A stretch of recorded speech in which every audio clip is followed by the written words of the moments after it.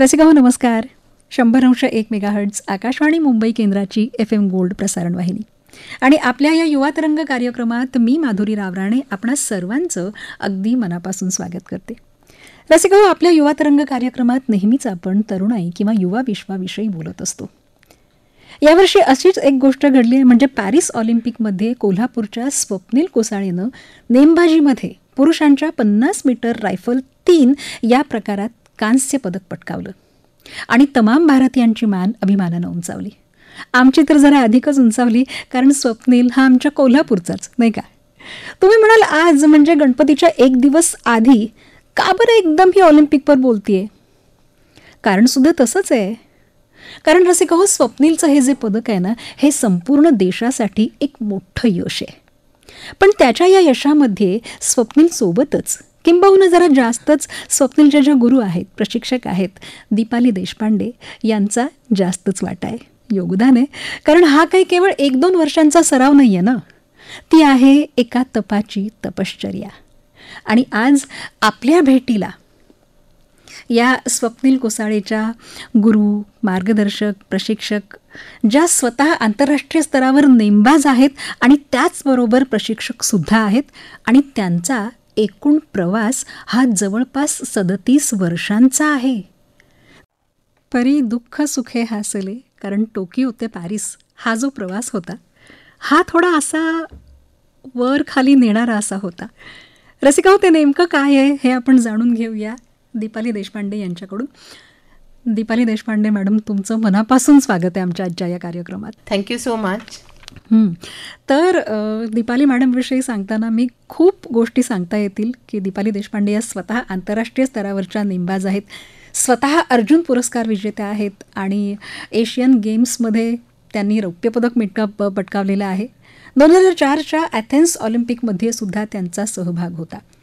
Olympic नेमबाज ते senior नेमबाजी संघाची प्रमुख असा 37 वर्षांचा प्रवास त्यांचा नेमबाजीशी निगडीत राहिला आहे.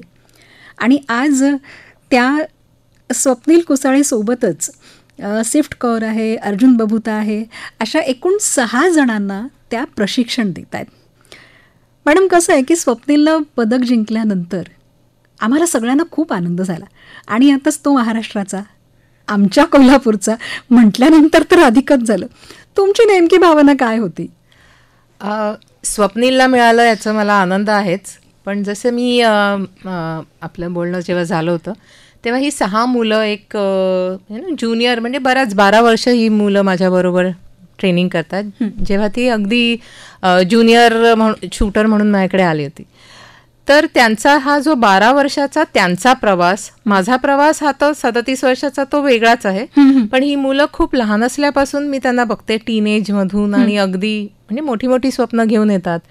तर ह्या पूर्ण 12 वर्षात त्यांच्या खेळातले, त्यांच्या पर्सनल आयुष्यातले अप्स डाऊन्स बघितल्यानंतर, चढ उतार सगळे बघितल्यानंतर, त्याच्यानंतर जेव्हा ह्या एका एक त्यांचं स्वप्न पूर्ण होतंय असं जेव्हा आपल्या समोर दिसतं, तेव्हा अर्थातच खूपच असं कृतकृत्य वाटतं म्हणा, किंवा खूप आनंद होतो ह्या गोष्टीचा, की आपण ह्या मुलांच्या म्हणजे पुढच्या पिढीच्या आयुष्यात आपला काहीतरी सहभाग आहे, योगदान आहे. तर अर्थातच म्हणजे हे माझ्या स्वतःसाठी सुद्धा हे स्वप्नपूर्ती आहे, आणि माझ्या स्वप्नाच्या थ्रू ह्या मुलांची पण स्वप्नपूर्ती झाली याचा सुद्धा मला खूप आनंद आहे. हे घडवणं आहे ना? हो, नक्कीच. कारण अर्थातच जसं मी म्हटलं ना, खूप लहान वयात माझ्याकडे, म्हणजे ती मुलं माझ्याकडे अशी रॉ टॅलेंट सारखी आली होती. तर त्यांनी काय मानसिकता असायला हवी, म्हणजे सगळ्यांना जिंकायचं असतं, पण मला जिंकायचं आहे असं म्हणून जिंकता येत नाही. त्याच्यासाठी योग्य दिशेने मार्गक्रमण करायला लागते.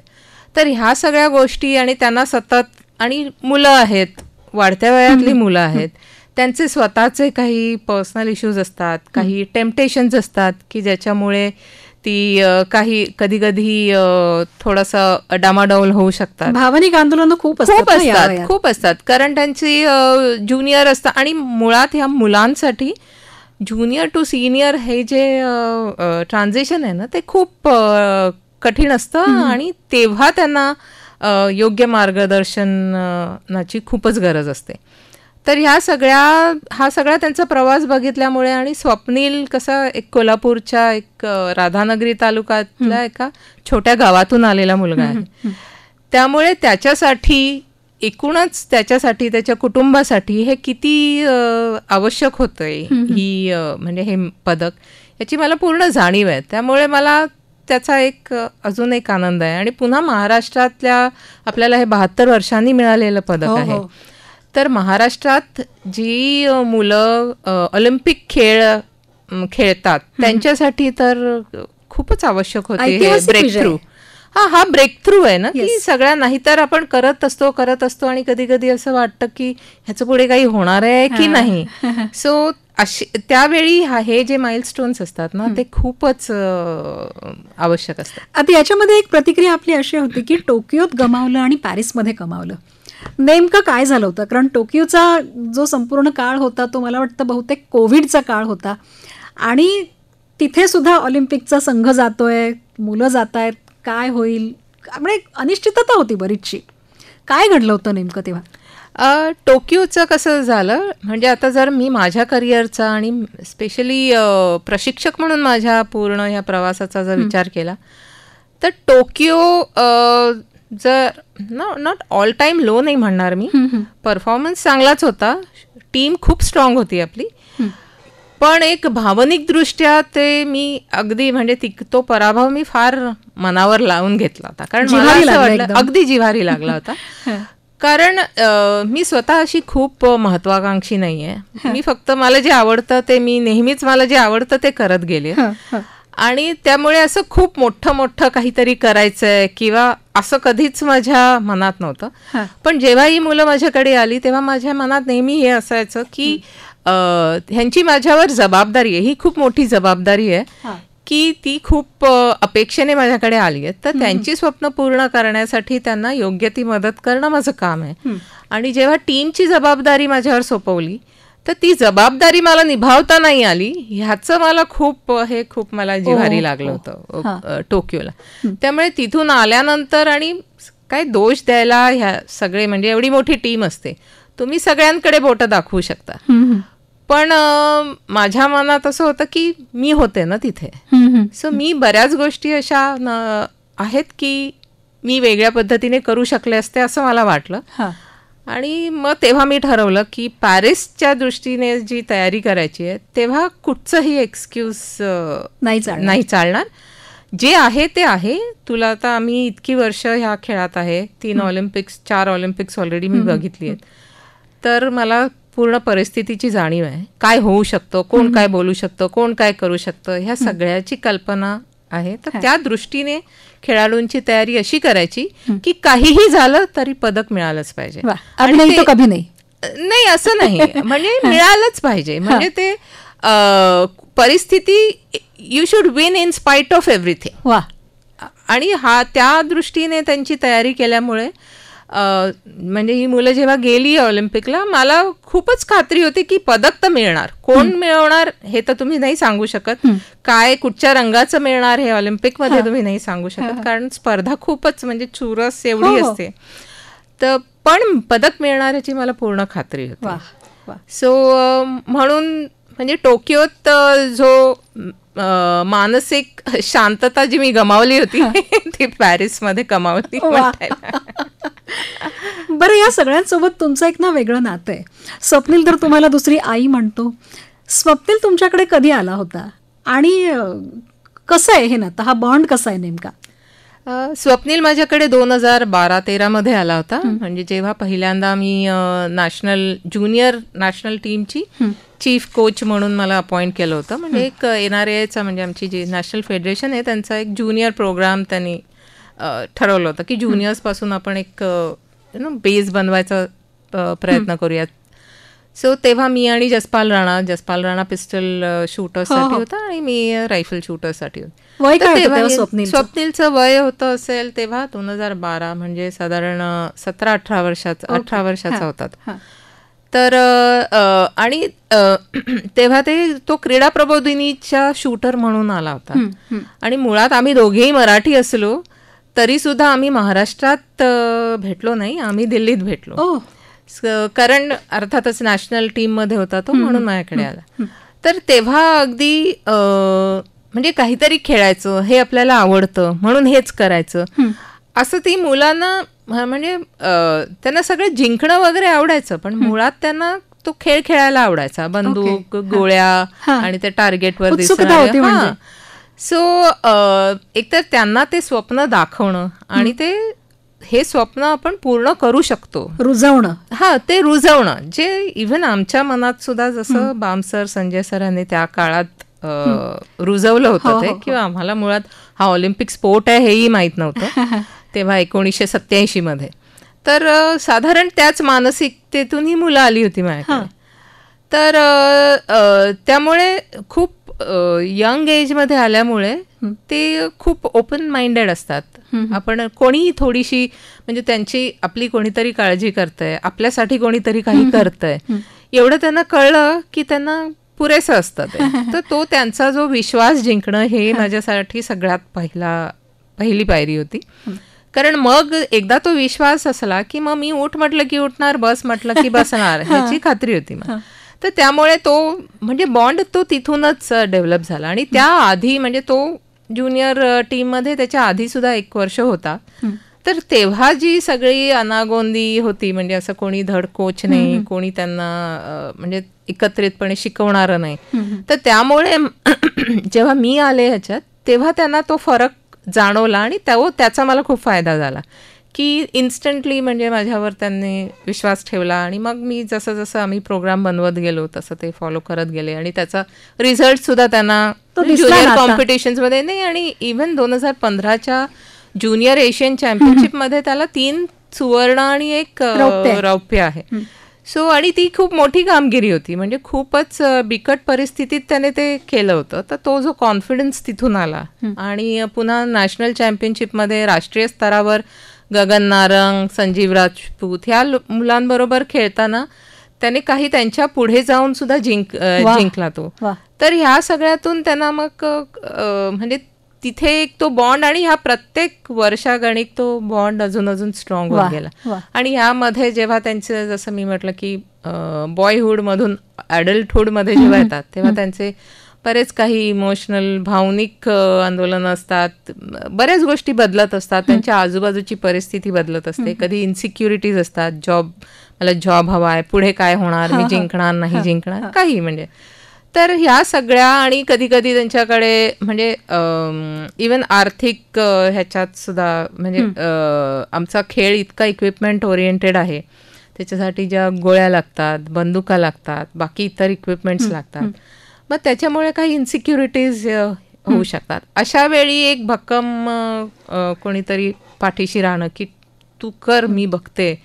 तर हे असं म्हणजे हा प्रवास असा बऱ्याच वर्षाचा झाल्यामुळे तर तो बॉन्ड हळूहळू खूप स्ट्रॉंग होत गेला. म्हणजे त्या प्रत्येक वेळेस तुम्ही भक्कमपणे त्यांच्या सोबत होतात? हो, अर्थातच. म्हणजे माझं स्वप्न ती मुलं पूर्ण करणार म्हटल्यानंतर त्यांच्या पाठीशी उभं राहणं. वा. दीपला मॅडम, स्वप्नीलनं 50 मीटर रायफल 3 पोझिशन प्रकारात पदक मिळवलंय, बरोबर ना? हा प्रकार नेमका काय आहे, कोणता आहे? म्हणजे नेमबाजीमध्ये असे किती प्रकार आहेत आणि ते कसे खेळले जातात? आम्ही असं वाचलंय की झोपून, गुडघ्यावर बसून, उभं राहून, हे काय आहे ते जरा सांगाल का? तसं नेमबाजी जर ऑलिम्पिक क्रीडा प्रकारांचा जर बघितलं तर नेमबाजीमध्ये रायफल, पिस्टल, शॉटगन हे 3 प्रकार असतात. तर रायफल शूटिंगमध्ये आमचे 2 प्रकार असतात. एक 10 मीटर्सवर एअर रायफल, म्हणजे आपले जे छर्र्याची बंदूक असते, तर ते इंडोर रेंजवर 10 मीटर्स, तिथे एअर कंडिशन्ड असते, लाईट वगैरे सगळं, ऑल कंडिशन्स आर कंट्रोल्ड. आणि 50 मीटर हा जो प्रकार आहे तो आउटडोर रेंज असते, म्हणजे तिथे पूर्ण उघडी असते रेंज. आणि 3 पोझिशन प्रकारामध्ये, म्हणजे 3 पोझिशन हा प्रकार ऑलिम्पिक इव्हेंट आहे. पूर्वी प्रोन हा प्रकार सुद्धा एक होता. प्रोन म्हणजे पूर्ण झोपून सगळेचे सगळे शॉट्स झोपून मारणं. हा, एक्झॅक्टली. आणि 3 पोझिशन मध्ये आता असं आहे की 20 शॉट झोपून, 20 शॉट गुडघ्यावर बसून आणि 20 शॉट उभं राहून शूट करतात. सो झोपून आणि गुडघ्यावर बसून जेव्हा आम्ही करतो तेव्हा त्याला आम्ही एक रायफल बॉडीला अटॅच करायसाठी एक बेल्ट वापरतो. सो त्याचा एक सपोर्ट असतो. पण स्टँडिंग मध्ये जेव्हा उभं राहून जे शूट करतात शूटर्स, तेव्हा कसलाही सपोर्ट नसतो. त्यांनी दोन्ही हाताने रायफल धरून शूटर शूट करतो. तर हा प्रकार जरा म्हणजे स्वप्नीलचं हे पदक बऱ्याच दृष्टीने ऐतिहासिक आहे. पण इथे मला एक सांगावंसं वाटतं की स्वप्नील हा पहिला भारतीय खेळाडू आहे ज्याने या प्रकारात ऑलिम्पिक कोटा वर्ल्ड चॅम्पियनशिप मध्ये मिळवला. वर्ल्ड चॅम्पियनशिप हे ऑलिम्पिक नंतर म्हणजे इनफॅक्ट ऑलिम्पिक पेक्षाही टेक्निकली ती खूप जास्ती सर्वोच्च कॉम्पिटिशन असलेली स्पर्धा आहे. स्पर्धा सगळ्यात जास्ती असते तिथे. तर त्याच्यात ऑलिम्पिकचा कोटा त्याने जिंकला. तो अनफॉर्च्युनेटली एका शॉटमुळे तो चौथा आला तेव्हा, पण कोटा मिळाला होता त्याला. तर तो असा पहिला भारतीय आहे की ह्या पर्टिक्युलर इव्हेंटमध्ये ऑलिम्पिकचा कोटा वर्ल्ड चॅम्पियनशिप मध्ये त्याने जिंकला. खूप मोठी गोष्ट आहे. खूप मोठी गोष्ट आहे. कारण ह्यातून आपली तयारी दिसते ना, एक जागतिक स्तरावर आपली तयारी दिसते. आणि पुन्हा इव्हन ऑलिम्पिक पदक या प्रकारात जिंकणारा सुद्धा तो पहिला भारतीय आहे. म्हणजे याआधी आपली जी पदकं मिळाली ती रायफल शूटर्सची, दोन्ही एअर रायफल ह्या प्रकारात मिळाली होती. आणि ह्या प्रकारात हे पहिलंच पदक आहे. तर आणि हे काही वर्षापूर्वीपर्यंत हा इव्हेंट हा खूप कठीण मानला जायचा भारतीय खेळाडूंच्या संदर्भात, की आपली मुलं नाही करत आहे. पण म्हणजे मला पूर्ण खात्री होती की ही मुलं करू शकतील. कारण काय ह्यासाठी लागणारे सारख्या सगळे इक्विपमेंट्स आहेत, रायफल, ॲम्युनिशन, हे सगळं परदेशातून आपल्याला आयात करायला लागतं. त्यामुळे त्या गोष्टी जोपर्यंत आपण त्यांना अवेलेबल करून देत नाही तोपर्यंत म्हणजे त्याच्यात आपले पदक मिळणं कठीण आहे. हे असं ह्याची जाणीव झाल्यानंतर मग पर्सनल लेवलवर खेळाडूंनी हे करायला सुरुवात केली. मग आता ना याच्यामध्ये मला सांगा, या रायफलचं वजन किती असतं साधारण आणि त्याची हाताळणी कशी केली जाते? ही जी 50 मीटरची रायफल, खरं ही त्याला फायर आर्म्स म्हणतात. म्हणजे ज्या खऱ्या गोळ्या वापरल्या जातात. म्हणजे त्यामुळे त्याला लायसन्स लागतं. आणि त्याचं वजन असतं साधारण 5.5 ते 6 किलो वजन ठेवतात शूटर्स. पण अलाउड वजन आहे त्याचं 8 किलो. पण इथपर्यंत जात नाही कोणी, कारण ते फारच जड होतं. पण साधारण 6 किलो पर्यंत वजन असतं ह्या बंदुकीचं. म्हणजे हे सगळं सांभाळून मानसिक संतुलन राखत तुम्हाला तिथे रेंजवर आपली कामगिरी दाखवायची आहे. हो, कारण रायफल शूटिंग कसं आहे ना, रायफल शूटिंग हा सगळ्यात जास्ती काय म्हणतात अचूक नेमबाजीतला हा सगळ्यात जास्ती अचूकता रायफल शूटिंग मध्ये असते. म्हणजे प्रिसिजन ज्याला म्हणतो आपण. त्यामुळे तिथे मार्जिन ऑफ एरर खूप कमी असते. म्हणजे चुका करायला तुम्हाला फार संधी नसते, कारण दुसरा नेमबाज त्या चुका करेल ह्याची खात्री नाही. म्हणजे चुका जास्ती होत नाही, वाव नाहीये चुका करायला. त्यामुळे त्याच्यासाठी डीप फोकस पण खूप लागतो, एकाग्रता खूप जास्ती लागते. आणि त्याबरोबर अलर्टनेस पण लागतो, एस्पेशली ह्या 3 पोझिशन प्रकारात. कारण 3 वेगवेगळ्या पोझिशन्स मध्ये शूटरना शूट करायचं असतं. तर तुमचे जे लाईक मसल चे कॉम्बिनेशन बदलतं. तर कुठच्या तिन्ही याचे शूट करण्याचे टेक्निक्स वेगळे वेगळे असतात. सो ते तुम्हाला बदलता आले पाहिजेत. आणि हा जसं मी म्हटलं की हा आउटडोअर इव्हेंट आहे. तर तिथे वारा, लाईट आणि वेदर, जे चेंजिंग वेदर, कधी कधी खूप गरम असतं, कधी खूप थंडी असते. तर ह्या सगळ्यांना फेस करून शूटरना स्वतःचं ती अॅक्युरेसी जपायची असते. त्यामुळे हा खूप चॅलेंजिंग पण आहे. हा कमाल आहे, अक्षरशः कमाल आहे. तुम्ही हे सगळं जेव्हा सांगितलं आम्हाला, तेव्हा आम्हाला ना मला ते चित्रपट आठवत आहेत. म्हणजे चक दे इंडिया असेल, मैदान असेल, इथे ते प्रशिक्षक सांगत असतात की ही शेवटची मिनिटं महत्त्वाची आहेत. या शेवटच्या मिनिटात तुम्ही जे कराल ते तुमचं असेल.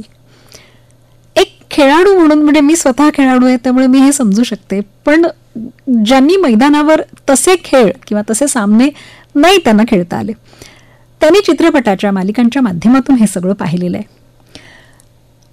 आता प्रशिक्षक म्हणून भूमिका बजावत असताना तुम्ही त्या शेवटच्या मिनिटांमध्ये, त्या काळामध्ये असं काय सांगितलं या लोकांना? काही टिप्स दिल्या का? खरं तर रायफल शूटिंग मुळात शूटिंगच खूप वेगळा खेळ आहे आणि रायफल शूटिंग तर अजूनच वेगळं आहे, कारण आम्ही एवढे सगळे इक्विपमेंट घालून तिथे उभे असतो. त्यामुळे युजली शेवटच्या मिनिटाला खेळाडू बाहेर येत नाही. कधी कधी नजरानजर होते, म्हणजे त्यांना कधी कधी खूप प्रेशर आलं की ते मागे बघतात, म्हणजे त्यांना कोच कडून काहीतरी त्यांना हवं असतं की आता खूप हार्टबीट वाढली आहे तर ते शांत करायला. पण असे प्रसंग फार क्वचित येतात. पण अशा वेळी नेमबाजी प्रशिक्षकाने स्वतः शांत राहून आम्ही फक्त त्यांना श्वासावर लक्ष केंद्रित करायला सांगतो आणि सगळं व्यवस्थित आहे, शांतपणे शूट करा, हे एवढंच आम्ही सांगू शकतो. कारण हा खेळ खूप वेगळा आहे. म्हणजे जसं इतर मैदानी खेळांमध्ये तो जोश त्यांना अजून चांगली कामगिरी करायला मदत करतो. सांघिक खेळांमध्ये जोश, सांघिक म्हणा किंवा मैदानी खेळ जिथे फिजिकल ऍक्टिव्हिटी असते तिथे त्यांचं जे काही प्रेशर असतं किंवा तो जोश अजून वाढवतो आणि अजून त्यांना तो जोर मिळतो किंवा फिजिकल करण्यासाठी. पण शूटिंग मध्ये एक्झॅक्टली उलट आहे. म्हणजे तो जोश कमी करून डोकं शांत ठेवून आपल्या ज्या काही भावना आहेत त्यांना पूर्ण कंट्रोलमध्ये ठेवून अजिबात फिजिकली कुठेही त्याची रिॲक्शन होणार नाही याची काळजी खेळाडूनेही घ्यायची असते आणि प्रशिक्षकानेही घ्यायची असते. त्यामुळे खेळाडूला शांत ठेवणं हे प्रशिक्षकांना करायला लागतं नेमबाजीमध्ये. स्वप्नीलच्या बाबतीत असं काही घडलं होतं का? त्याला तुम्ही अशी काही सूचना केली आहे, तो गोंधळलाय, गडबडलाय आणि तुम्ही काहीतरी अशी साधीशी गोष्ट सांगितली आणि त्यातून त्यानं पुढे जाऊन कामगिरी केली आहे? हो, म्हणजे एकतर तो तसा खूप काय म्हणतात ते देवभोळा आहे. त्याला फार म्हणजे देवावर तर त्याचा खूप विश्वास आहे. आणि बरेचदा असं होतं की कधी कधी म्हणजे त्याला कळत नाही आता काय करायचं आणि थोडासा गोंधळलेला असला ना की तो सांगतो काही नाही मॅम, आज हर हर महादेव. सो ही त्याची स्वतःला थोडंसं रिलॅक्स करायची त्याची स्वतःची ही एक पद्धत आहे.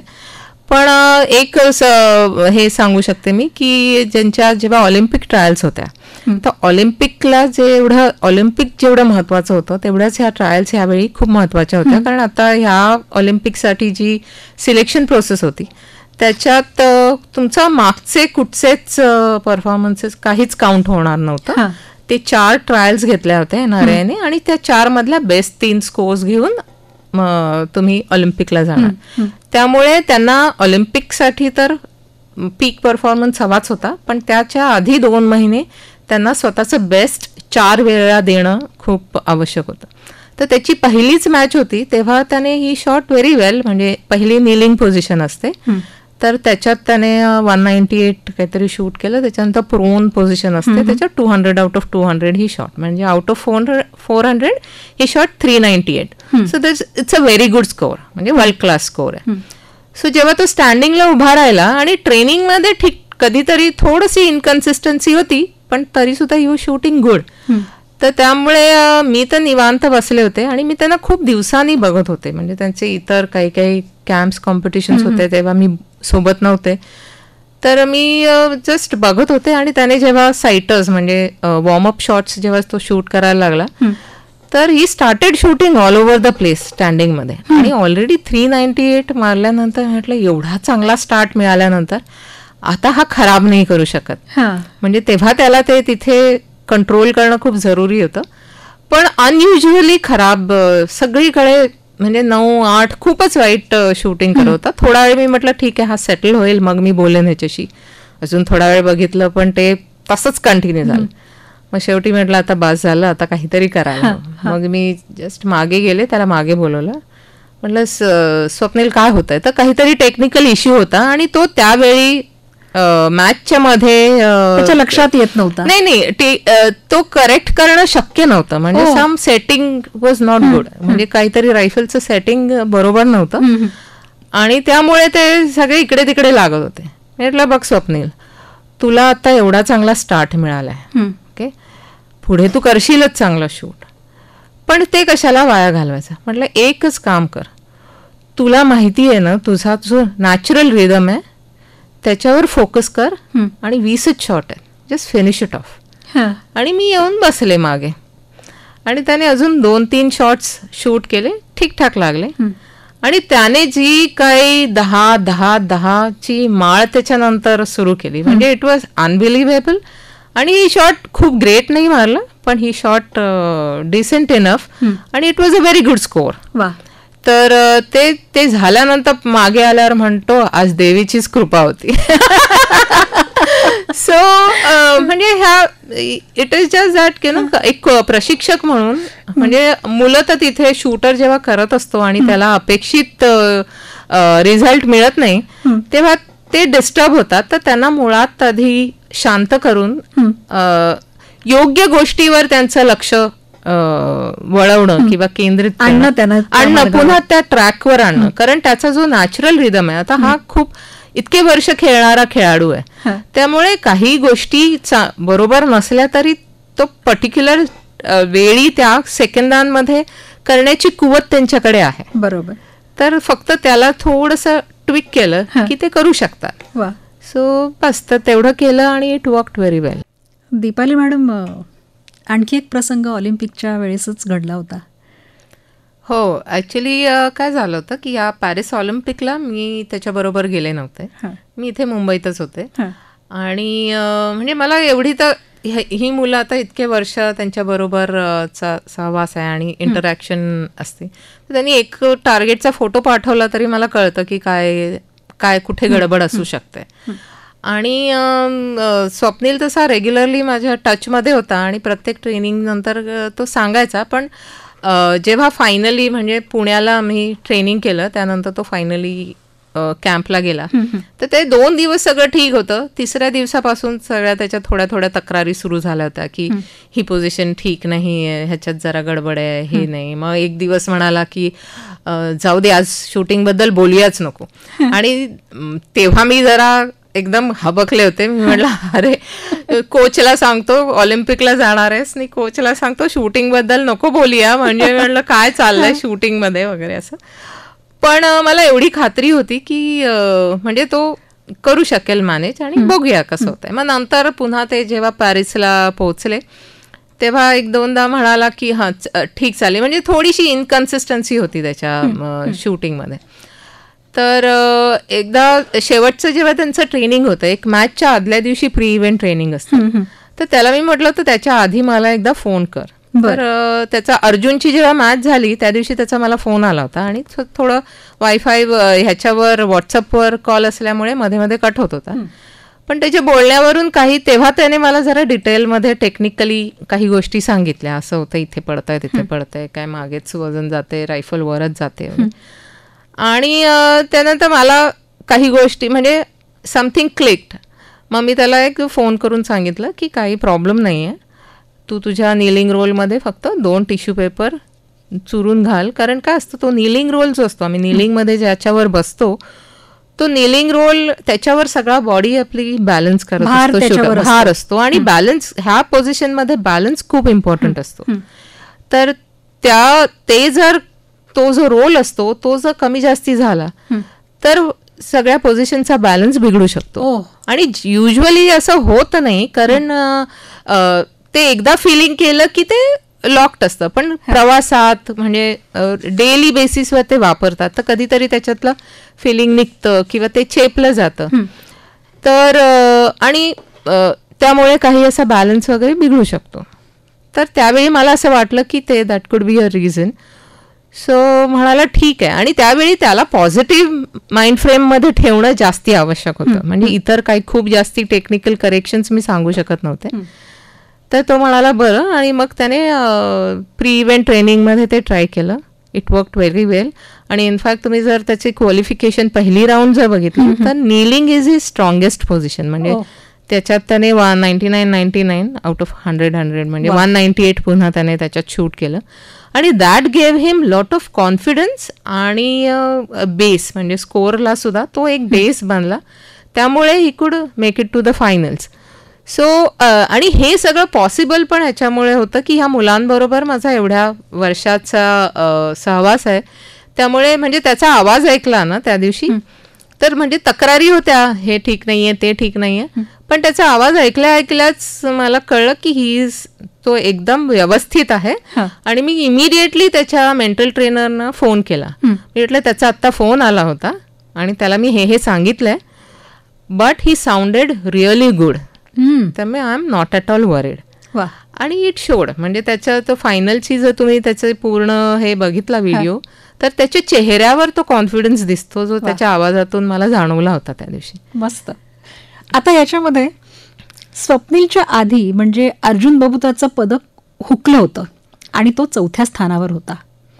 आपल्याला आणखी एक पदक मिळालं असतं, बरोबर ना? हो, नक्कीच. आणि तेव्हा तुम्हाला अथेन्स ऑलिम्पिकच्या आठवणी जाग्या झाल्या असतील ना?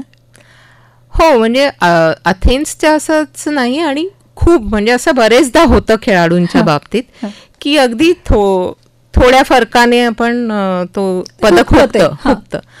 आणि एस्पेशली आता हे जसं ह्याचं ऑलिम्पिकच्या 4th प्लेस ही खूपच जिव्हारी लागणारी गोष्ट आहे. कारण पुन्हा म्हणजे जेव्हा त्याचं तो एक शॉट झाला आणि तो एलिमिनेट होणार हे कळलं, तेव्हा त्या क्षणी माझ्या डोक्यात पहिली गोष्ट जी आली की अरे बापरे, आता ह्याच्या पुढे 4 वर्ष, कारण पुन्हा त्या जागेवर यायसाठी आता 4 वर्ष आम्हाला वाट बघायला लागणार. पण अर्थातच म्हणजे त्या ठिकाणी सुद्धा तो कसा आला अर्जुन बबुता त्या ठिकाणी पोहोचायला, म्हणजे प्रत्येक खेळाडूची एक वेगळी गोष्ट असते. तर अर्जुनची पण गोष्ट अशीच खूप इंटरेस्टिंग आहे आणि खूप अप्स डाऊन्स मधून तो तिथे पोहोचलेला आहे. तर तो तिथे पोहोचला म्हणजे मी त्याला तेच सांगितलं की तू फक्त तिथे जिथे आहेस, म्हणजे तुझं हुकलं, ह्याचं दुःख तुला होणार ह्याची पूर्ण खात्री आहे मला, आणि मलाही ते होत आहे, पण तू फक्त मागे वळून बघ की तू कसा इथपर्यंत पोहोचलायस आणि आज तू कुठे उभा आहेस. म्हणजे ऑलिम्पिक फायनलमध्ये 4थ्या स्थानावर तू उभा आहेस. म्हणजे एवढ्या सगळ्या गोष्टी आपल्या अगेन्स्ट झाल्यानंतर सुद्धा. सो ते जास्ती महत्वाचं आहे आणि ते घेऊन आपल्याला पुढे जायचं आहे. मी याने विचारलं की तुम्हाला तुमच्या आठवणी जाग्या झाल्या असतील. तुम्ही ऑलिम्पिकच्या ज्या स्पर्धा झाल्या त्या 2004च्या तिथे सहभागी झाला होतात आणि तिथे तुम्हीही 4थ्या स्थानावर होतात, बरोबर ना? नाही, मी 4थ्या स्थानावर नव्हते, पण पुन्हा तेच आहे की ऑलिम्पिकच्या ठिकाणी एकतर आमची जी जनरेशन आहे, मी जसं पहिले म्हटलं की ऑलिम्पिक हा मुळात नेमबाजी हा ऑलिम्पिक खेळ आहे हेच आम्हाला माहीत नव्हतं. आणि मग ऑलिम्पिकला हळूहळू अर्थातच मग नॅशनल चॅम्पियनशिप जिंकलो, मग मेन टीम मध्ये आलो, एशियन जिंकलो, मग अर्थातच ते ऑलिम्पिकचं स्वप्न होतंच. पण त्यावेळी कसं होतं की ऑलिम्पिकचा कोटा जिंकणं that it self was a big deal. म्हणजे आमच्यासाठी खूप मोठी एक अचीवमेंट होती की आपण, कारण आमची ही पहिली 2004 मध्ये आपण 7 ऑलिम्पिकचे 7 कोटे जिंकलो होतो शूटिंगमध्ये. आणि ते पहिल्यांदा असं होतं की आपण कोटा जिंकून जात होतो. त्याच्या आधी आपण hardship quota, wild card entry असे आपले 1-2 खेळाडू पाठवायचे, पण ह्यावेळी आपण पहिल्यांदा 7 कोटे जिंकून गेलो. त्यामुळे तिथे त्या ठिकाणी पोहोचेपर्यंतच आमची बऱ्यापैकी दमछाक झाली होती. आणि त्यानंतर अर्थातच ऑलिम्पिकला जाणार म्हटल्यानंतर प्रत्येक खेळाडूला जिंकायसाठीच खेळतो, तर जिंकणं हे उद्दिष्ट होतं. आणि त्यावेळी मी खेळतही खूप चांगली होते, म्हणजे माझं जनरल ट्रेनिंगमध्ये वगैरे परफॉर्मन्स पण खूप छान होत होता. त्यामुळे पदकाची म्हणजे आपण चांगलं काहीतरी करू ह्याची म्हणजे असं वाटत होतं. पण ते जेव्हा नाही झालं तेव्हा म्हणजे त्या दिवशी थोडी रडारड झाली आणि त्यानंतर तो चॅप्टर क्लोज झाला की चला पुढच्या ऑलिम्पिकला बघू. पण ह्या मुलांसाठी ही गोष्ट अशी नाहीये. म्हणजे ही मुलं खेळात आलीच, जसं अर्जुनचं म्हणाल तुम्ही, तर अभिनवच्या सुवर्ण पदकाने इन्स्पायर होऊन तो आलेला आहे. अभिनव बिंद्राच्या पदकानंतर ते बघून तो खेळाकडे वळलेला आहे. त्यामुळे त्याच्यासारखंच मला, आणि ते दोघेही चंदीगडचे आहेत, त्यामुळे त्याच्यासारखंच मलाही सुवर्ण पदक जिंकायचं या ईर्षेनेच ही मुलं, म्हणजे सगळीच मुलं, फक्त अर्जुन नाही, त्यांच्या जनरेशन मधली ही सगळीच मुलं. त्यामुळे ते जिंकणं त्यांच्यासाठी म्हणजे आमच्यासाठी महत्वाचं असलं तरी त्या दृष्टीने आम्ही तयारी नव्हती केली, कारण तेवढा वेळच नव्हता मिळाला. पण ही मुलं सुरुवातीपासून त्याच दृष्टीने तयारी करतात. मॅडम, तुमची सुरुवात कशी झाली होती नेमकी? घरात वातावरण कसं होतं? माझ्या घरात वातावरण म्हणजे अगदी टिपिकल मराठी, मुंबईतलं मराठी सुशिक्षित सुसंस्कृत, अभ्यास करायचा, बाकी अभ्यास करून जे जमेल ते करायचं, अशा पद्धतीचंच वातावरण होतं. पण माझे वडिलांना खूप म्हणजे he was a well read person. त्यांना असं खेळाचं सुद्धा खूप कौतुक होतं, म्हणजे सगळंच एक्स्ट्रा करिक्युलर. ते स्वतः कमर्शियल आर्टिस्ट असल्यामुळे त्यांना कला, क्रीडा, इव्हन नाटक, सिनेमे त्यांना फार आवडायचे. वाचनाचा त्यांना खूप छंद होता. तर त्यामुळे असं आम्हाला त्यांनी कधी म्हणजे अभ्यास करा आणि मग हेही करा, म्हणजे जे ह्यातलं जे जमेल ते तुमच्या पद्धतीने करा, असा सपोर्ट होता. आणि आई तर अगदी आपली जशी सर्वसामान्य आई असते की मुलं खुश तर मी खुश, तुम्ही काय कराल ते चांगल्या पद्धतीने करा. त्यामुळे अशी कधी बंधनं नव्हती कसलीच. तर जेव्हा म्हणजे मी जोपर्यंत अभ्यास ठीकठाक करत होते तेव्हा माझ्या खेळाला तोपर्यंत त्यांचा काहीच विरोध नव्हता. आणि उलट त्यांना अर्थातच अभिमानच वाटायचा की ही एवढी मेहनत करते, सकाळी कॉलेजमध्ये जाते, न खाता पिता रेंजवर जाते, प्रॅक्टिस करून परत येते. सो त्यांचा नेहमीच सपोर्ट राहिलाय. आणि बाम सर आणि संजय सरांना एकदा भेटल्यानंतर, भीष्मराज बाम सर, त्यांना भेटल्यानंतर तर त्या दोघांनी अजिबातच, म्हणजे इनफॅक्ट आमचे संजय सर म्हणायचे सुद्धा, क्या है तुम्हारे पापा को देखना नहीं है दिन भर कहाँ जाके बैठती है अपनी बेटी बंदूक लेके. तर ते रेंजवर पण नाही कधी आले आई बाबा. म्हणजे फक्त मग त्यांना ऍक्च्युली इन्व्हाइट केलं बाम सरांनी, की एक ओपनिंग होतं रेंजचं, की अगं आई बाबांना बोलव जरा, बघू तरी दे त्यांना की तुम्ही कुठे रोज जाऊन बसता एवढा तासन-तास. तर एवढा विश्वास म्हणजे आमच्यावरही होता, आमच्या प्रशिक्षकांवरही होता त्यांचा. तर त्यामुळे त्यांचा नेहमीच सपोर्ट राहिलाय. पण त्यामुळे एकदम मोकळ्या मनाने मी खेळ परसू करू शकले. आणि जेव्हा आर्किटेक्चर कम्प्लीट केल्यानंतर मी ठरवलं होतं की 2-3 वर्ष मी हा खेळ खेळून बघेन मी कुठपर्यंत पोहोचू शकते. आणि त्यानंतर हे पॅरलल प्रोफेशन आहेच. पण ते 2-3 वर्ष कधी संपलीच नाहीत, कारण 93 मध्ये मी आर्किटेक्चर कॉलेजमधून पासआउट झाल्यानंतर 94 मध्ये माझं कॉमनवेल्थ गेम्ससाठी निवड झाली. आणि मग एकदा आंतरराष्ट्रीय स्पर्धांमध्ये तुम्ही भाग घ्यायला लागलात की तुमची स्वप्न लहान राहत नाहीत. आणि मग आणि असं सतत वाटत राहतं, अजून थोडं केलं तर अजून पुढे जाऊ, अजून थोडी मेहनत केली तर अजून पुढे जाऊ. आणि मग त्यानंतर मी कधी मागे नाही पाहिलं. तुम्ही आता भीष्मराज बाम सरांचं नाव घेतलं, जे महर्षी आहेत या क्षेत्रातले, ज्यांची पुस्तकं आहेत, आणि त्यांना आम्ही भेटत राहिलो. त्यांनी लिहिलेलं साहित्य असू देत, त्यांनी जे काही मार्गदर्शन केलं ते पाहिलं, दिसलं. पण तुमचा अनुभव कसा होता त्यांच्यासोबत? तुमचा एक वेगळा बॉन्ड होता. हो, ते आम्हाला मानसकन्याच समजायचे. मी आणि अंजली आणि इतर काही मुली, माझ्या अंजली भागवत, तर आम्ही एकत्रच, म्हणजे ऍक्च्युली बाम सरांचंच हे स्वप्न होतं की हा खेळ सर्वसामान्यांपर्यंत पोहोचवायचा. कारण तोपर्यंत हा खेळ जनरली ज्यांना रायफल वेपनचा ऍक्सेस आहे त्यांच्या पर्यंतच रिस्ट्रिक्टेड होता. म्हणजे जनरली रॉयल फॅमिलीज किंवा फोर्सेसचे लोक किंवा बिझनेसमॅन ज्यांच्याकडे प्रोटेक्शन मॉडेल्स आहेत, मग ते प्रॅक्टिससाठी यायचे, मग ते खेळायचे सुद्धा. आणि एनसीसीच्या माध्यमातून मुलांना, हो, पण ते खेळात तोपर्यंत एनसीसीचे खेळायला नाही यायचं, फक्त एनसीसी कॅम्प पुरतं त्यांचं शूटिंग मर्यादित होतं. सो बाम सरांनी ते हेरलं की एनसीसी जी मुलं येतात किंवा ज्या मुली येतात, एकतर त्यांची मानसिकता वेगळी असते, ते वेगळ्या वेगळ्या गोष्टी ट्राय करायला त्यांची तयारी असते. तर तेव्हा त्यांनी मग आम्हाला कीर्ती कॉलेजमध्ये आमच्या ज्या मॅडम होत्या, मिस पी.बी. नाडगीर, त्याही खूप अशा खूपच डॅशिंग होत्या. त्यांना असं वाटायचं की मुलींनी जिथे संधी मिळेल तिथे मुलींनी पुढे जावं आणि काहीतरी चांगलं करावं. तर त्या आम्हाला सगळीकडे पाठवायच्या. तर त्यांनी बाम सरांबरोबर मग त्यांचं असं ठरलं की मी ह्या मुली तुमच्याकडे ट्रेनिंगला पाठवते, तुम्ही तुमची स्टेटची टीम बनवा आणि मला माझ्या एनसीसीच्या कॅम्पसाठी मला एक विनिंग टीम पाहिजे. सो अशा पद्धतीने आम्ही त्या खेळाकडे वळलो. आणि मग अर्थातच बाम सरांनी म्हणजे सर्व दृष्टीने ते आमचे मेंटर होते की शूटिंगमध्ये काय करायला हवं, मग त्याच्यासाठी एवढे सगळे इक्विपमेंट लागतात, मग ते आमच्यासाठी म्हणजे सगळ्यांकडे शब्द टाकून कारण आम्ही कुठून आणणार होतो ते, म्हणजे आमची घरच्यांची ना तशी मानसिकता होती किंवा तेवढी आर्थिक परिस्थितीही नव्हती, आणि ते एवढे त्या काळात एवढं इझिली ऍक्सेसिबलही नव्हतं. म्हणजे एखादी गोष्ट इम्पोर्ट करायची तर त्याला कमीत कमी 2 वर्ष लागायची. तर हे सगळं अर्थात बाम सरांनी जे जे आवश्यक होतं, आम्हाला तर काय आवश्यक आहे हेही नाही माहिती, बाम सरांनी आणून दिलं, आम्ही वापरलं. म्हणजे इतके आम्ही त्यांच्यावर डिपेंडंट होतो. आणि त्यामुळे आणि साधारण त्याच दरम्यान ते स्पोर्ट्स सायकोलॉजीचा अभ्यास करत होते.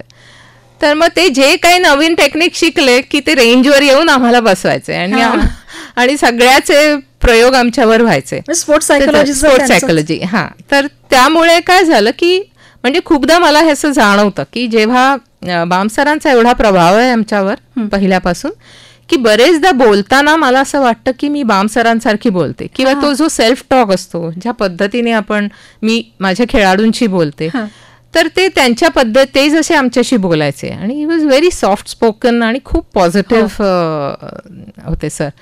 त्यामुळे त्यांच्या बरोबरचा जो बॉन्ड किंवा इतक्या वर्षाचा त्यांचं जे शिकवण होती त्याचा खेळाडू म्हणून तर फायदा झालाच, पण मला असं वाटतं प्रशिक्षक म्हणून मला खूप जास्ती फायदा झाला, की एक ती मानसिकता बनली की म्हणजे आता जसं त्यांनी आम्हाला दिलं, जेवढ्या सेल्फलेसली त्यांनी आम्हाला दिलं तेवढ्याच सेल्फलेसली ते पुढे पास ऑन करणं हे खूप आवश्यक आहे. तो त्यांचा खूपच प्रभाव आहे, म्हणजे तेव्हाही होता आणि आताही आहे. वा, क्या बात आहे.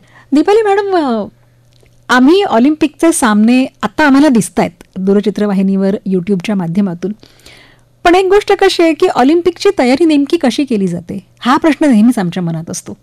म्हणजे त्यातून मग तुमचं प्रशिक्षणाचं स्वरूप नेमकं कसं असतं, दिवस सुरू कसा होतो, दिनचर्या कशी असते तुमची, आणि तुमच्यासोबत तुमची जी शिष्यमंडळी आहेत त्यांची सराव किती तास असतो, या सगळ्या गोष्टी जाणून घ्यायच्यात आम्हाला. काय सांगाल याच्याविषयी?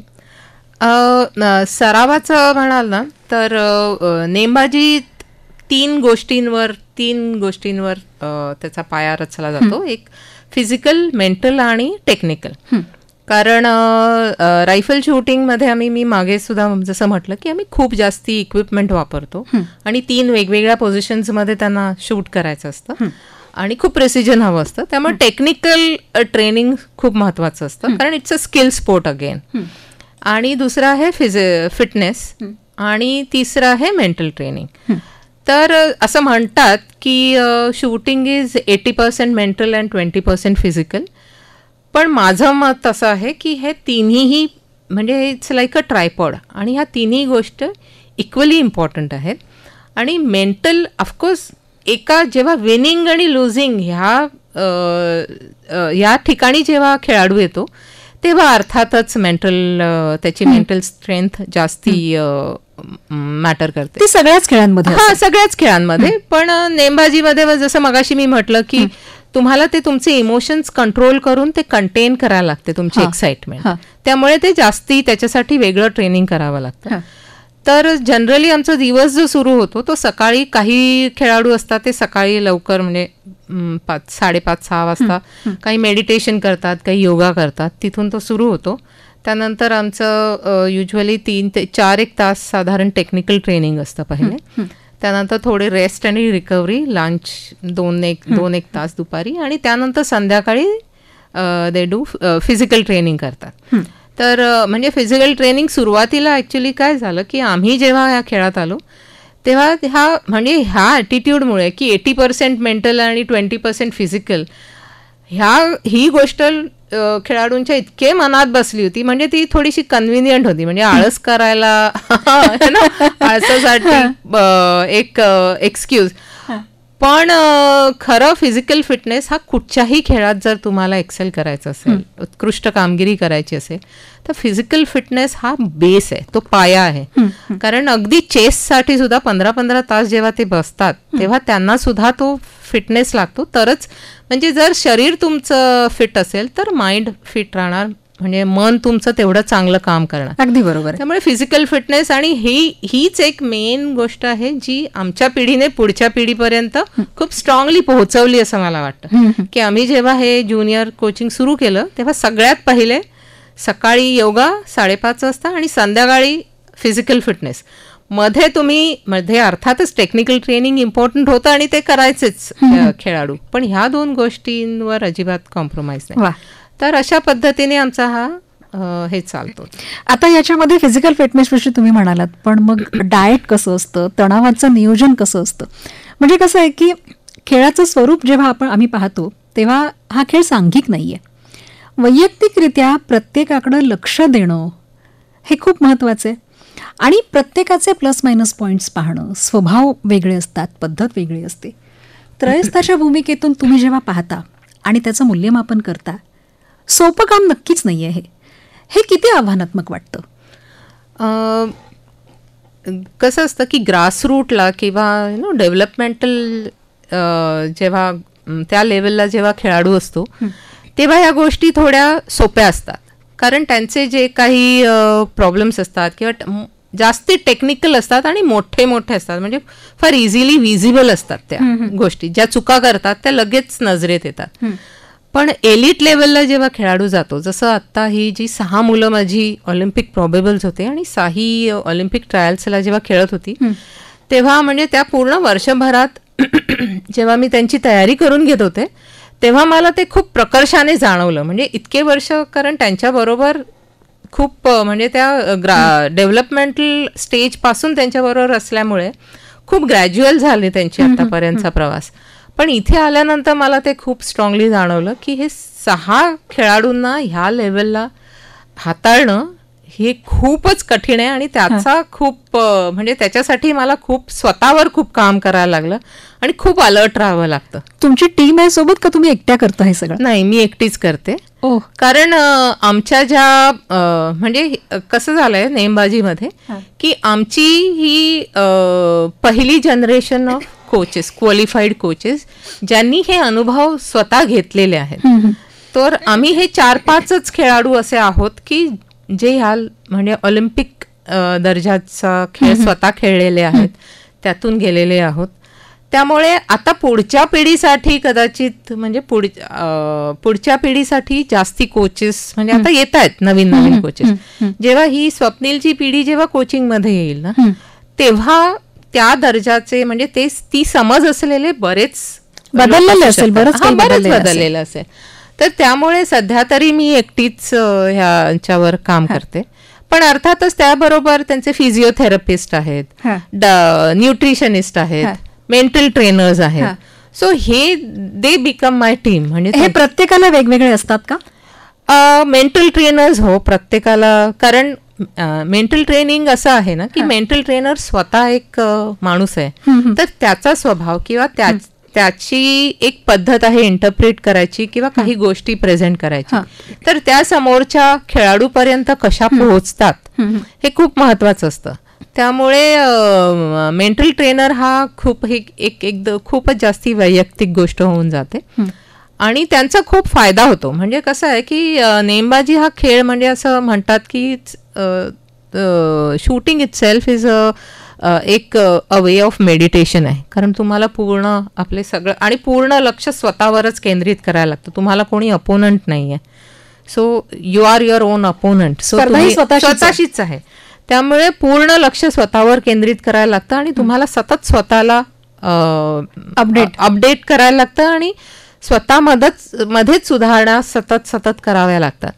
सो असं असल्यामुळे ते मेडिटेशन म्हणा किंवा फोकस खूप चांगला असतो खेळाडूंचा. आणि जसे ते एकेका म्हणजे ग्रॅज्युअली जसे ते इम्प्रूव्ह होत असतात तसं त्यांची स्ट्रेस मॅनेजमेंट स्किल्स आपोआप इम्प्रूव्ह होत असतात. म्हणजे ते आधी स्कूल लेवलला खेळतात, डिस्ट्रिक्टला खेळतात, स्टेटला खेळतात आणि तशी जसं त्यांना समजायला लागतं की आता मी एवढं करू शकतो, आता मी ह्याच्यापेक्षा जास्ती करू शकतो, तशी त्यांची त्या अनुभवातून ते बरंच स्ट्रेस मॅनेजमेंट शिकत असतात. पण ते करत असताना जेव्हा ऑलिम्पिक सारख्या एवढ्या वरच्या दर्जाच्या कॉम्पिटिशनमध्ये जातात तर तिथे त्यांना बेसिक स्ट्रेस मॅनेजमेंट शिकायची गरज नसते. पण त्यावेळी तिकडे जी काही परिस्थिती उद्भवू शकते ती उद्भवेलच असंही नाहीये, पण शक्यता असेल तर त्यांना हँडल करायसाठी म्हणजे सगळ्या शक्यता गृहीत धरून तुम्हाला एक स्ट्रॅटेजिकली एक प्लॅन करावा लागतो. म्हणजे त्यांची मानसिक आणि शारीरिकरित्या संपूर्ण तयारी करून घेतली जाते पूर्ण. एक्झॅक्टली. तर त्याच्यासाठी मग एक्सपर्ट ट्रेनर्सची आवश्यकता असते, मेंटल ट्रेनर्सची.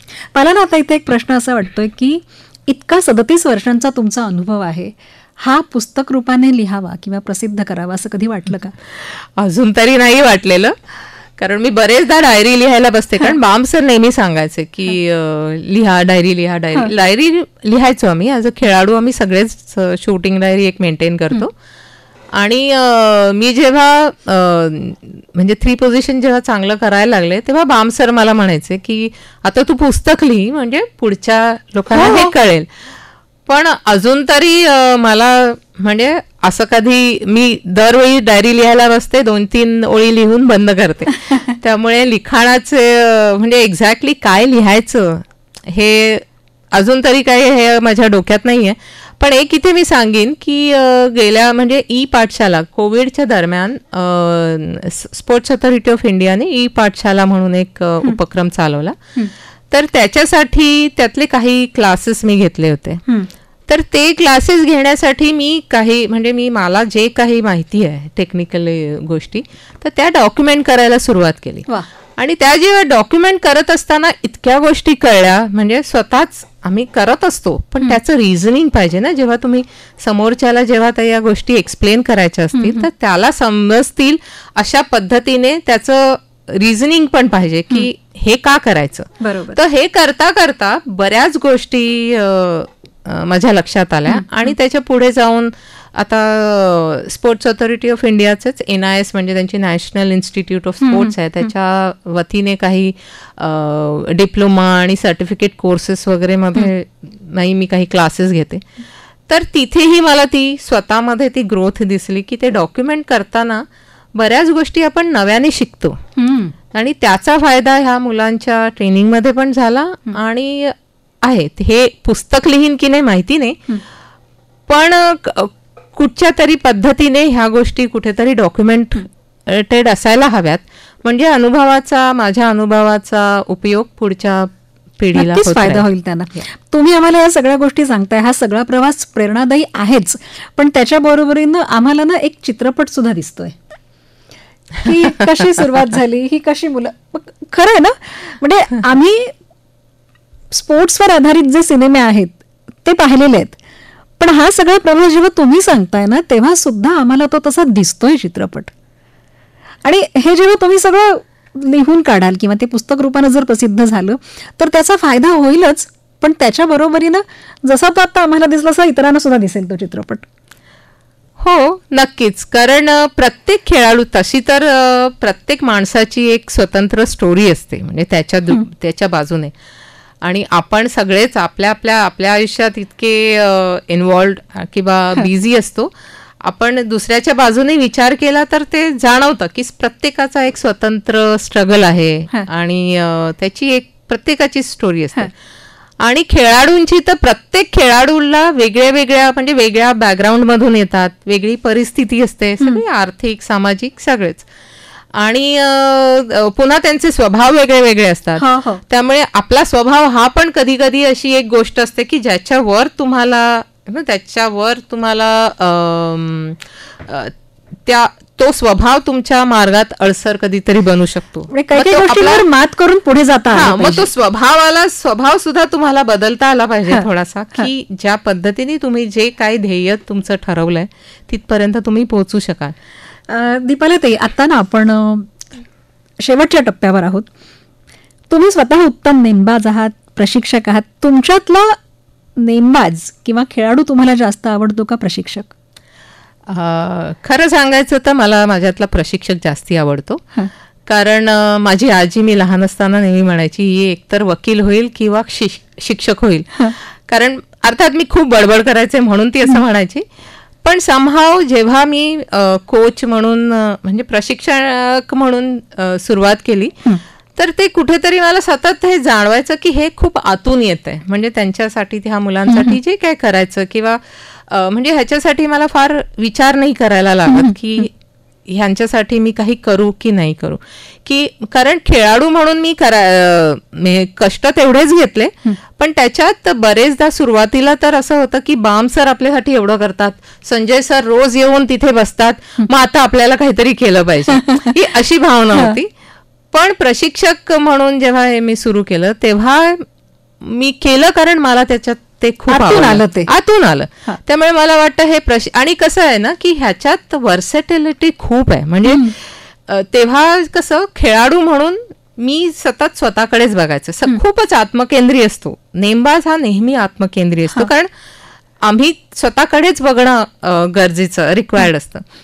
पण जेव्हा मी हे प्रशिक्षक म्हणून जबाबदारी स्वीकारली तेव्हा सगळ्यात पहिली गोष्ट जी मी स्वतःला सांगितली आणि जी मला जाणवली की आता एक्झॅक्टली आता आपल्याला हा फोकस बाहेर उलटा फिरवायचा, की इतके दिवस फक्त स्वतःकडे बघत होतीस, आता इतरांच्या दृष्टिकोनातून इतरांकडे बघायचंय आणि त्यांचे प्रॉब्लेम्स आता आपल्याला सॉल्व्ह करायचे. इतके दिवस स्वतःचे जे प्रॉब्लेम्स होते ते मी सॉल्व्ह करत होते, आता ह्या मुलांचे आणि प्रत्येकाचे वेगळे प्रॉब्लेम्स असणार आहेत. असे कितीतरी प्रॉब्लेम्स असतील जे कधी मला माहिती पण नाही की ते एक्झिस्ट पण करतात, तर असे सुद्धा प्रॉब्लेम्स आपल्याला सॉल्व्ह करायचे आहेत. तर ते मला खूप चॅलेंजिंग वाटतं.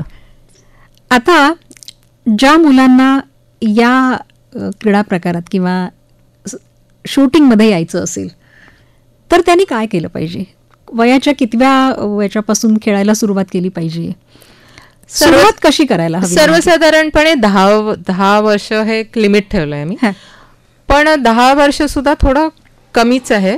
12 वर्ष इज आयडियल एज कुठचंही. म्हणजे माझं मत म्हणाल तर रायफल शूटिंगसाठी तर आहेच, पण इवन फॉर पिस्टल शूटिंग, कारण एकतर शारीरिक आणि मानसिक क्षमता त्यांच्या थोड्या चांगल्या विकसित झाल्या तर त्यांना खेळ समजणं खूप सोपं होतं आणि इंजुरीज होत नाहीत मुळात. कारण आणि त्याच्या जर कोणाला अगदी असं असेल की मला आता मी लहान आहे पण मला 12 वर्षाचं झाल्यानंतर मला पुढे शूटिंगच करायचं, तर त्यांनी कुठचेही फिजिकल स्पोर्ट ज्याच्यात फिजिकल ऍक्टिव्हिटी इन्व्हॉल्ड आहे असे कुठचेही खेळ खेळावेत लहानपणापासून मुलांनी. म्हणजे हे तर खरं सगळ्याच मुलांसाठी लागू पडतं की जे खेळ खेळता येतील, फिजिकल स्पोर्ट जेवढे खेळतील तेवढा त्यांचा एक फिजिकल बेस चांगला झाला की मग 10 किंवा 12 वर्षानंतर दे कॅन चूज. त्यांना ते ठरवू शकतात कुठच्या खेळात त्यांना पुढे जायचंय. आता हा प्रश्न पालकांच्या मनातला आहे की जर हा खेळ आम्ही निवडला तर खर्चाचं नियोजन कसं करायचं? आता तसा नेमबाजी हा खेळ खूप महागडा आहे, त्याबद्दल काही वाद नाही. पण महाराष्ट्रात आणि आता देशभरातही, महाराष्ट्रात तर हा खेळ खूप चांगल्या पद्धतीने ऑर्गनाईज केलेला आहे. म्हणजे आपले क्लब्स असतात, छोटे छोटे क्लब्स, आता शाळांचे स्वतःच्या शूटिंग रेंजेस असतात. तर आम्ही काय करतो की काही बेसिक इक्विपमेंट आम्ही सुरुवातीला खेळाडूंना प्रोव्हाइड करतो. म्हणजे रायफल आहे, पिस्टल आहे आणि बाकी त्याचे छर्रे वगैरे ते अफोर्डेबल असतात, ते घेऊ शकतात. किंमत किती? रायफल जर आता ही जशी ऑलिम्पिक दर्जाची किंवा आंतरराष्ट्रीय दर्जावर खेळायची बंदूक असते ती साधारण एअर रायफल असते ती 3-3.5 लाखाची असते आणि 50 मीटरची रायफल महाग असते जरा, 4.5 ते 6 लाखापर्यंत काय येऊ शकते. पण सुरुवातीला जसं मी म्हटलं की क्लब तुम्हाला ह्या सगळ्या बेसिक इक्विपमेंट प्रोव्हाइड करतात आणि त्यातून जर तुम्हाला असं वाटलं की ह्याच्यात मला खरंच माझ्याकडे टॅलेंट आहे आणि मला इंटरेस्ट आहे आणि मी ह्याच्यात पुढे काही चांगलं करू शकतो, तर मग एका पॉइंट नंतर तुम्हाला तुमचे पर्सनल इक्विपमेंट घ्यावे लागतात. पण एकदा तो अंदाज आला ना की आपण हे चांगलं करतोय की मग पालक सुद्धा आणि आता इम्पोर्ट प्रोसिजर्स इतक्या इझी झाल्यात, म्हणजे पूर्वीसारखं राहिलं नाहीये, तर सहज ह्या गोष्टी उपलब्ध होऊ शकतात आपल्या देशात आता. त्यामुळे इतकं म्हणजे महागडं असलं तरी त्याच्यावर ते करणं अशक्य नाहीये. आणि आता ह्या गेल्या 10 वर्षात बऱ्याच वेगवेगळ्या स्तरावर स्पॉन्सरशिप अवेलेबल आहेत. म्हणजे यूथ किंवा स्कूल लेवलला पण आहेत स्पॉन्सर्स. यूथ आणि यंगर शूटर्स असतील तर त्यांना तर स्पॉन्सर्सना हवेच असतात की यंग ॲथलीट्सना ते स्पॉन्सर करतात. तर प्रायव्हेट स्पॉन्सर्स आहेत, गव्हर्नमेंटच्या इतक्या सगळ्या स्कीम्स आहेत. तर त्यामुळे तो कुठचाही खेळ आता एवढा इनॲक्सेसिबल नाही राहिलेला. म्हणजे पालकांना तुम्ही हेच सांगा? हो, नक्कीच खेळू शकता तुम्ही कोणी. कारण तुम्ही जर बघाल ना रायफल शूटिंगमध्ये बहुसंख्य मुलं ही मध्यम वर्ग किंवा अगदी थोडासा म्हणजे लो इन्कम ग्रुपमधून येणारी पण मुलं आहेत जी एक खूप चांगल्या स्तरावर खेळतात. तर त्यामुळे इतका पहिल्याच एकदम 4 लाख आणि 5 लाखाच्या किमतीने घाबरून जाऊ नका. बेसिक आम्ही सगळे क्लब्स प्रोव्हाइड करतात बेसिक्स, आणि तिथे तुम्ही बघू शकता की तुमच्या मुलांमध्ये किती त्यांचं किती कॅलिबर आहे या खेळात. दीपाली मॅडम, 2028 लॉस एंजलिसचं लक्ष काय असेल?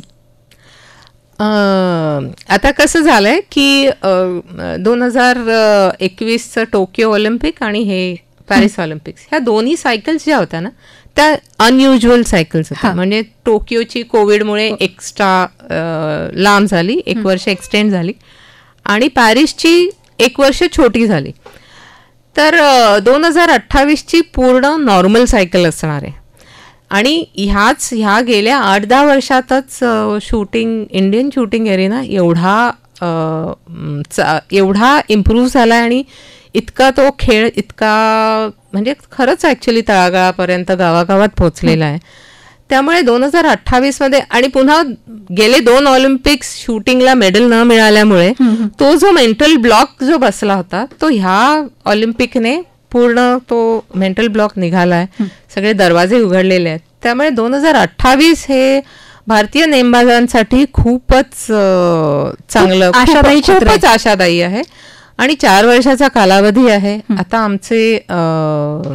आमची तयारी खूप चांगली आहे आणि आमचा अनुभव जो आता ह्या गेल्या 10 वर्षाचा जो अनुभव आहे ना तो नक्कीच ह्या पुढच्या 2028 साठी आपल्याला खूपच उपयोगी पडेल.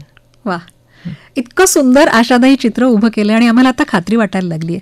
तुम्ही हा जो सगळा प्रवास उलगडून सांगितलाय ह्यात मला फक्त एकच ऍड करायचं आहे की ह्यावेळी आपण ब्रॉन्झ मेडल मिळालं ना, कारण ह्यावेळी आपण गेलोच होतो म्हणजे गेल्या 2 ऑलिम्पिक्समुळे ह्यावेळी आम्हाला फक्त पदक हवं होतं, कुठचंही पण पदक हवं होतं.